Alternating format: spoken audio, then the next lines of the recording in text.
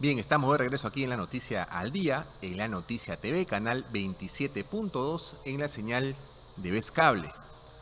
Recuerden que también los programas que emitimos aquí en La Noticia TV los puede apreciar en las redes sociales del diario La Noticia.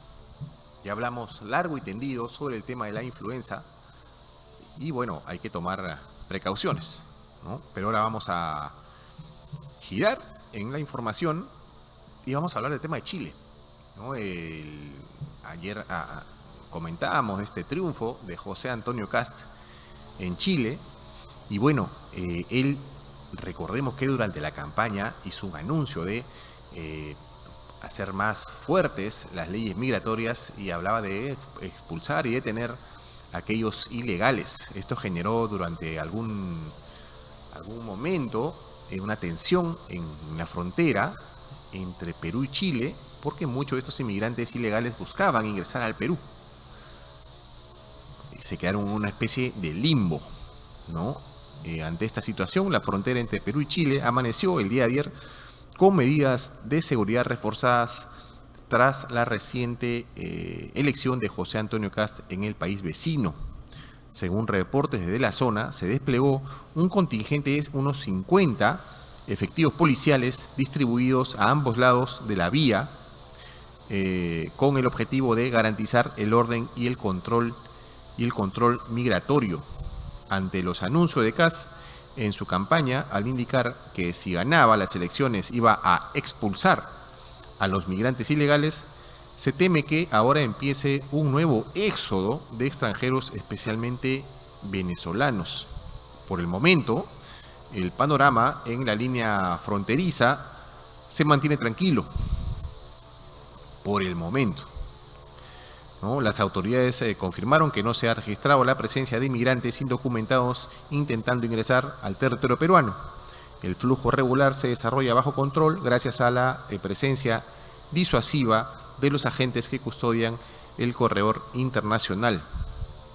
Un cambio notable se observa en el lado chileno, particularmente en La Pampa, donde solían instalarse los extranjeros.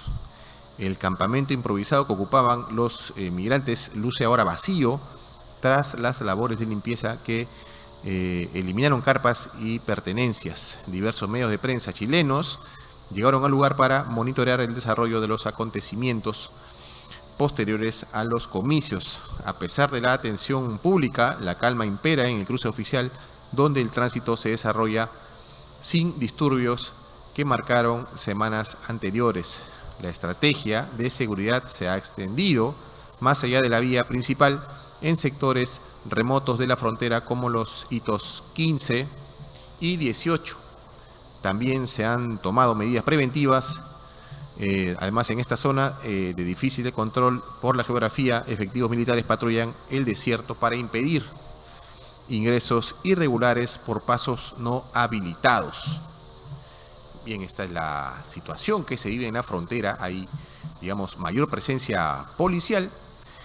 Y bueno, para hablar del tema de Chile, tenemos una entrevista vía Zoom con el internacionalista Francisco Belaúnde. Señor Belaúnde, ¿cómo está? Buenos días. Buenos días. A ver, producción, ¿no le escucho? Ahora sí, sí nos escucha, ¿cierto? ¿Me escucha? ¿Sí? Ahora sí lo escuchamos, señor Belaúnde. Gracias por conectarse. De nada, gracias. El día domingo se llevaron a cabo las elecciones en Chile. Bueno, hoy ganó José Antonio Kast, como muchos ya preveían. ¿Cómo queda primero la región con la elección de Kast, digamos que reforzando esta postura de extrema derecha con Milei al costado? Sí, bueno, es el péndulo que regresa, ¿no? Porque en realidad lo que ha habido en los últimos 20, 30 años es un péndulo donde los partidos o las fuerzas que gobiernan pierden la elección siguiente, ¿no? Ya sean de izquierda y derecha. Entonces ha habido a inicios de este siglo una ola de gobiernos izquierdistas, el famoso socialismo del siglo XXI. Después vino una ola de gobiernos derechistas, regresaron gobiernos izquierdistas y ahora otra vez vamos hacia la derecha Aunque la diferencia es que hay un contexto de polarización que antes no existía y por lo tanto la derecha que ha llegado es una derecha bastante más radical que la derecha que existía hace 10, 15 años, ¿no? Entonces, esa es un poco la diferencia respecto a lo que pasaba y además un contexto también donde en Estados Unidos hay un presidente como Donald Trump, que también es una fuerza que apoya este tipo de, ¿no? de partidos, y también, por otro lado, el tema de la inseguridad que antes no existía, el desarrollo del crimen organizado, la migración fuerte, todo eso constituye una especie de cóctel, ¿no? Que ha cambiado también bastante el panorama político y que favorece, cómo no, el surgimiento de fuerzas radicales, ¿no? Y que la gente diga, oiga, ¿saben qué?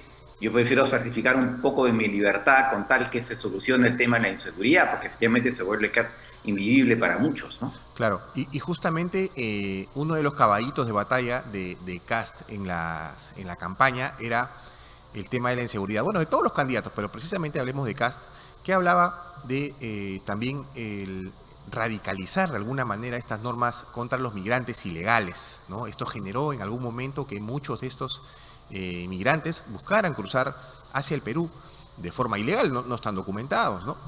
Pero Sí. esta situación puede generar alguna incomodidad al Perú. Sí, lamentablemente ya se ha visto que puede generar un poco de tensión, ¿no? Lo que pasa es que hay gente que considera que sueña despierta y cree que se pueden expulsar a los ilegales. Pues eso no va a ocurrir, porque para que los ilegales puedan ser expulsados, o bien le creas problemas al país vecino, en el caso Perú o Bolivia, ¿no? O incluso hasta Argentina, ¿no? O tiene que, porque gran parte de ellos son venezolanos, no todos, pero gran parte son venezolanos, Venezuela acepte recibir aviones, ¿no? Con inmigrantes ilegales. Pero Venezuela no los acepta.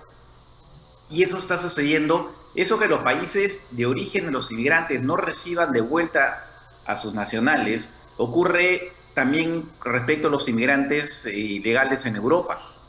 En Europa hay decenas de miles de órdenes de expulsión de inmigrantes ilegales y solamente se cumplen el 25%. ¿Por qué? Porque los países, ¿no? Los países de origen no los quieren recibir de vuelta porque no les conviene. Entonces, ahora Europa lo que va a hacer, ya ha anunciado, he estado viendo que se van a instaurar algunas medidas, que es dar sanciones económicas a los países que no quieran recibir a sus nacionales. Pero países como el Perú, Chile, Ecuador, no tenemos ese poder, ¿no? Que tiene Europa con ese mercado tan grande. Entonces, olvídense, nos vamos a quedar con nuestros inmigrantes, no hay que soñar despiertos, salvo que quiera crear un problema con los países vecinos, que Chile lo quiera crear con el Perú y que Ecuador lo quiera crear con Ecuador, Perú quiera crearlo con Ecuador. No va a pasar, así de simple. Entonces, yo creo que ese es un sueño de opio, ¿no? Que sirve para momentos electorales, pero nada más. O sea, es difícil la expulsión porque no hay quien te reciba, pero entonces, ¿cuál es la situación de estos inmigrantes? ¿Una especie de limbo entre uno y otro país? Bueno, no pueden haber tantos, o sea, lo que pasó en un momento dado que había inmigrantes que estaban efectivamente en un limbo, pero que serían pues algunas decenas, ¿no? Que estaban ahí, pero no puede haber pues, 350.000 Claro. inmigrantes en África, eso es absurdo, no, eso no va a pasar. Entonces, lo mejor que puede hacer Chile es tratar de legalizar a la mayor cantidad, contrariamente a la promesa de Kast, que decía que no iba a legalizar a nadie, pero lamentablemente es lo que van a tener que hacer, me imagino, ¿no? Porque no les va a quedar otra. Claro. Y tiene que mucho, usted mencionaba mucho la influencia de este gobierno de Donald Trump. ¿Es una corriente en la región? Digamos, siempre se ha hablado de que Estados Unidos ve como un patio trasero a nuestra región, ¿no? Sí. ¿Es una corriente de derecha extrema que ha ingresado aquí a la región? Sí, bueno, eso viene antes de Donald Trump, ¿no? Donald Trump pertenece a esta corriente, efectivamente, ¿no? De derecha, bastante extrema, si se quiere. Pero claro, además, si estando él en el poder, él busca favorecer a los candidatos, ¿no? De extrema derecha, ¿no? Él casi está diciendo que gracias a él ganó Kast. Mentira, pues eso no es verdad. Kast ganó por su propio mérito, ¿no? Porque así estaban las tendencias electorales, ¿no? En el caso de Argentina, tal vez pudo ayudar un poco a las elecciones legislativas que hubo hace poco con este apoyo explícito a Milei, diciendo que iba a apoyar financieramente a Argentina si ganaba el partido de Milei, o Milei, no, creo que no sabía muy bien si eran elecciones legislativas o presidenciales, pero en fin, eso no Ujú. importa mucho. Entonces, puede tener cierto grado de influencia, ¿no? Pero sí, en todo caso digamos, es una especie de apoyo para determinadas fuerzas políticas, como no, evidentemente, ¿no? Pero Claro, no seriamente decisiva. claro. Lo que pasó en Chile es porque así eran las tendencias electorales y Donald Trump no tiene absolutamente nada que ver con eso. Claro, y puede ocurrir también aquí en el país, que estamos en un año preelectoral y que pueda mostrar el apoyo por algún candidato, ¿es real? Bueno, acá tenemos un candidato, el ex alcalde de Lima, ¿no? López Aliaga, que sí, pues ya prácticamente dice que se va a casar políticamente, ¿no? Con Donald Trump, ¿no? Entonces, él ya se ha puesto en esa tendencia, ¿no? Entonces, y tal vez en su momento Donald Trump se pronuncie a favor de él también.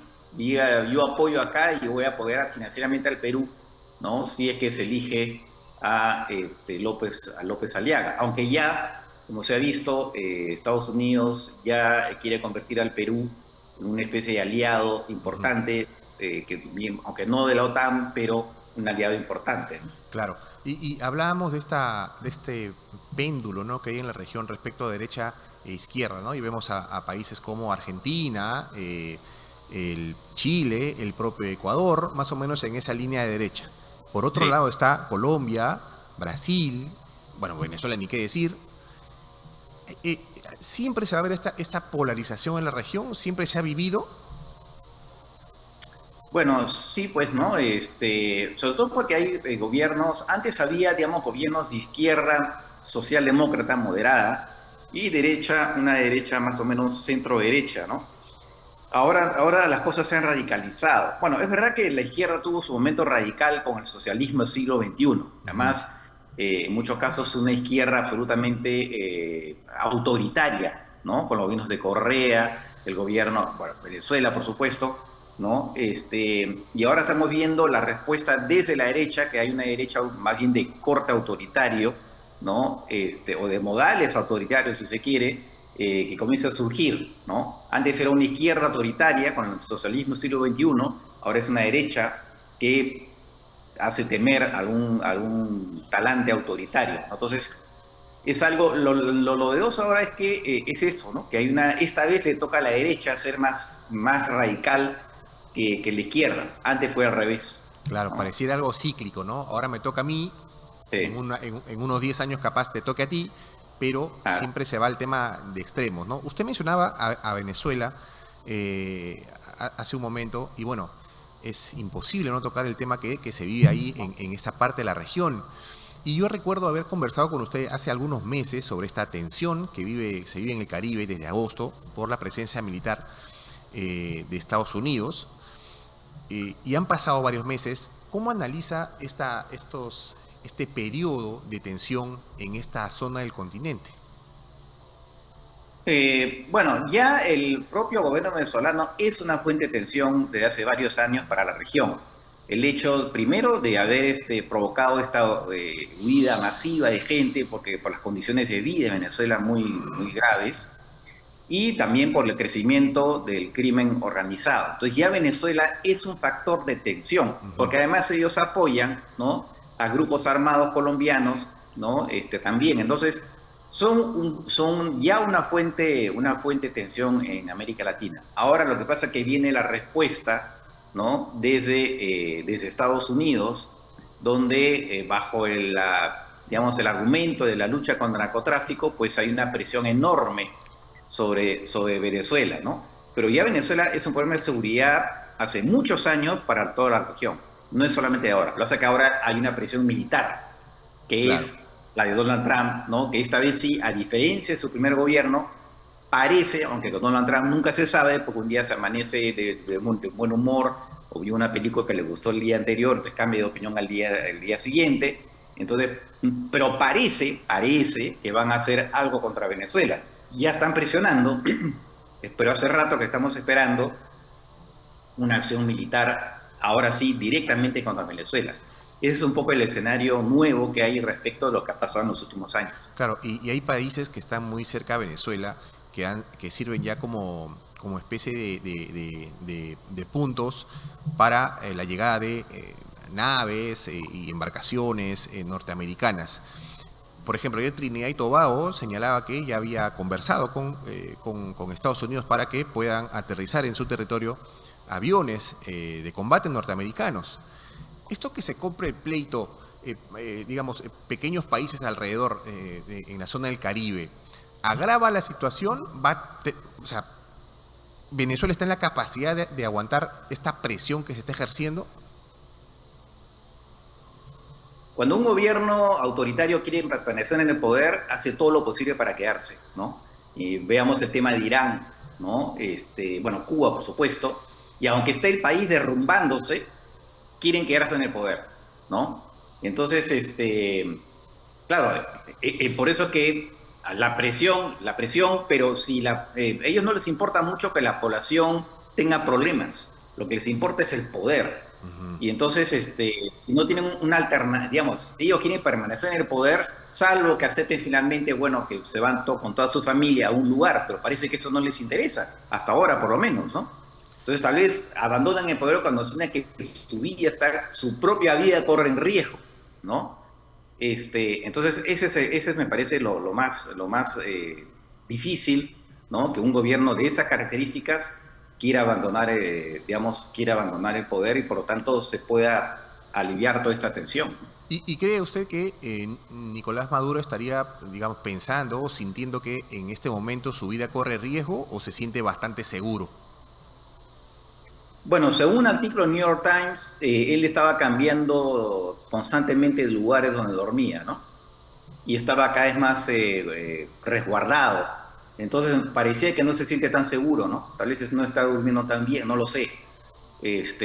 Pero sí creo que siente algún tipo de amenaza, ¿no? Porque efectivamente, como él ha sido designado cabecilla de una organización que Estados Unidos considera narcoterrorista, y entonces Estados Unidos lo que hace con los terroristas es matarlos, ¿no? Entonces él siente que él también podría ser víctima de un dron que le caiga, Claro. ¿no? Bueno, y que muera, ¿no? Y hay países, por ejemplo, se sabía que, o se informó hace algunos días que Rusia había enviado una especie de misiles o proyectiles a Venezuela, generando esta nueva posibilidad de una guerra fría. ¿Considera que ya Rusia se compró el pleito? No, Rusia no se va a comprar ni un pleito porque además están demasiado ocupados en Ucrania. No se compraron el pleito con Irán, con el cual tiene una relación muy estrecha y más Irán les ha proveído de drones. Entonces no se van a comprar el pleito, digamos, van a expresar su apoyo a Venezuela, le darán un tipo de armas antiaéreas, pero más que eso no hay. Entonces no se van a comprar el pleito, definitivamente. Entonces Venezuela no tiene a dónde mirar, digamos, para pedir ayuda, tiene hacia dónde ver. No, no tiene a dónde mirar. Bueno, complicada la situación. No tiene a dónde. Complicada pues la situación por la que viene atravesando bueno, y es la propia tensión que generó Nicolás Maduro, ¿no? La dictadura termina muchas veces así. Y usted mencionaba por ahí la posibilidad de que al sentirse ya él cercado, y con esto terminamos, al verse cercado, ¿usted cree que hay posibilidad de que él termine yéndose del país? ¿Y qué país lo podría recibir? Se habló de Bielorrusia, ¿no? O Rusia, que también es un depósito, no sé si es un depósito, pero ya está Bashar el Assad ahí en Rusia, ¿no? O también podrían recibir a Maduro eventualmente, ¿no? O si no es Rusia, sería Bielorrusia, que es un país que está cada vez más dominado por Rusia. Entonces, es una opción, ¿no? Si él ve que la cosa se le pone realmente fea y hay gente más o menos amiga, ¿no? Tal vez termine haciendo caso, ¿no? Y se vaya. Pero difícil, ¿no? Difícil. Hasta ahora por lo menos no ha pasado, ¿no? Claro, bien, complicado el panorama. Bueno, y también interesante este análisis que ha hecho usted sobre esta corriente y este péndulo que se vive en la región ahora con la presencia de algunos gobiernos ahora de extrema derecha. Vamos a ver cómo se mueve el panorama electoral aquí también en Perú y esperamos tenerlo también a usted en una próxima oportunidad. Muchas gracias, señor Belaúnde. Ha sido un gusto conversar con usted. Igualmente, gracias. Bien, que tenga buen día. Bien, como mencionaba, el internacionalista Francisco Belaúnde, en Venezuela se vive momentos de tensión, ¿no? Ayer el gobierno de Trinidad y Tobago se sumó a los esfuerzos de Estados Unidos para combatir al narcotráfico en el Caribe, lo que incrementa la tensión en Venezuela por una posible intervención militar norteamericana contra el régimen de Nicolás Maduro. Trinidad y Tobago aceptó el uso de aeropuertos de su territorio para el ejército de Estados Unidos. Se señaló que el Ministerio de Relaciones Exteriores reafirma el compromiso del gobierno del Trinidad y Tobago de cooperar de manera sostenida con los Estados Unidos para promover la seguridad y la estabilidad regionales, indicaron a través de un comunicado el Estado trinitario. Complicada la situación por la que atraviesa Maduro. Bueno, y también el señor Belaúnde señalaba sobre esta novela en la que viven los inmigrantes, sobre todo venezolanos, en algunos países de la región, y señalaba que era un bluff prácticamente decir que era fácil expulsarlos, ¿no? En la campaña de Kast en Chile afirmaba que una de sus primeras medidas para frenar la inseguridad y mejorar la economía era la expulsión de ciudadanos extranjeros que estén en condición ilegal. Pero el señor Belaúnde señalaba, ¿no? ¿A dónde los expulsas? ¿A sus países de origen? Hay miles de venezolanos que están en Chile de forma ilegal y no los puede subir un avión y dejarlos en Venezuela porque Venezuela no los va a recibir, ¿no? Hay que buscar algunas herramientas, si es que existen, para poder hacer que estas personas que están de forma ilegal en los países, incluidos el nuestro, puedan ser recibidos en su país. Pareciera que el punto de partida para que esto ocurra sería la caída del gobierno de Nicolás Maduro, un régimen que está bajo una presión de Estados Unidos porque existe la posibilidad, y es latente, de una incursión militar para derrocar al régimen dictatorial. Recordemos que para Estados Unidos Nicolás Maduro lidera una organización narcoterrorista, el Cártel de los Soles, que digamos, es blanco de los ataques de Estados Unidos en el mar del Caribe. Hemos visto lanchas bombardeadas por proyectiles norteamericanos. Las Fuerzas Armadas norteamericanas están asentadas en la zona y es muy complicado el panorama para Nicolás Maduro. Parece que el cerco empieza a cerrarse y, como señalaba Belaúnde, mucho depende del estado de ánimo con el que se despierte un día Donald Trump para ejecutar una intervención militar. Lo que se pide siempre es que los ciudadanos, los venezolanos, no se vean afectados por una posible incursión y que lo más probable es que se dé una salida de Nicolás Maduro. ¿Qué país lo recibiría si es que decide salir? Bueno, para Belaúnde, Rusia o Bielorrusia podría recibir al mandatario venezolano.